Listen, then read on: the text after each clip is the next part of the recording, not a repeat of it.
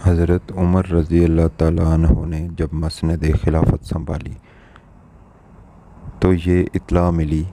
کہ لوگ ان کی سختی سے خوفزدہ ہیں، تو انہوں نے لوگوں کو جمع کر کے ایک تقریر کی جس میں حمد و ثنا کے بعد فرمایا کہ مجھے یہ اطلاع ملی ہے کہ لوگ میری سختی سے خوفزدہ ہیں اور میری درشتی طبع سے ڈرتے ہیں۔ ان کا یہ کہنا کہ عمر رضی اللہ عنہ اس وقت بھی ہم پر سختی کرتا تھا جب نبی اکرم صلی اللہ علیہ وآلہ وسلم ہمارے درمیان موجود تھے، اور اس وقت بھی سختی کرتا تھا جب ابو بکر رضی اللہ عنہ ہمارے خلیفہ تھے۔ اب تو تمام اختیارات عمر کے پاس چلے گئے، اب نہ جانے اس کی سختی کا کیا حال ہوگا۔ تو سن لو، جس نے یہ بات کی اس نے سچ کہا ہے۔ میں نے نبی صلی اللہ علیہ وآلہ وسلم کے ساتھ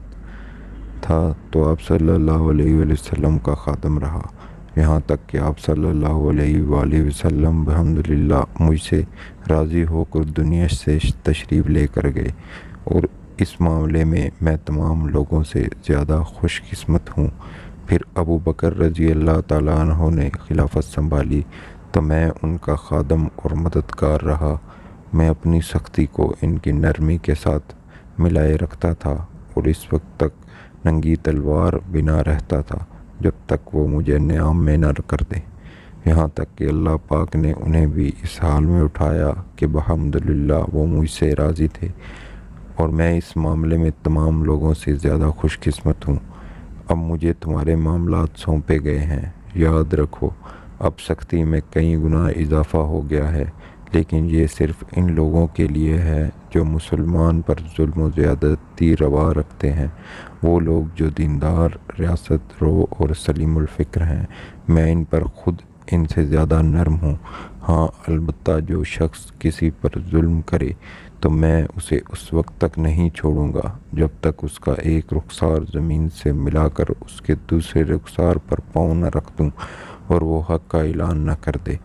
لوگوں، تمہارا مجھ پر یہ حق ہے کہ میں تمہارے اجتماعی آمدنی میں سے ایک حبہ بھی نہ چھپاؤں، اور تمہارا مجھ پر یہ حق ہے کہ میں تمہیں ہلاکت میں نہ ڈالوں، اور جب تم مسلمان یعنی جہاد کے کام کی وجہ سے گھر سے باہر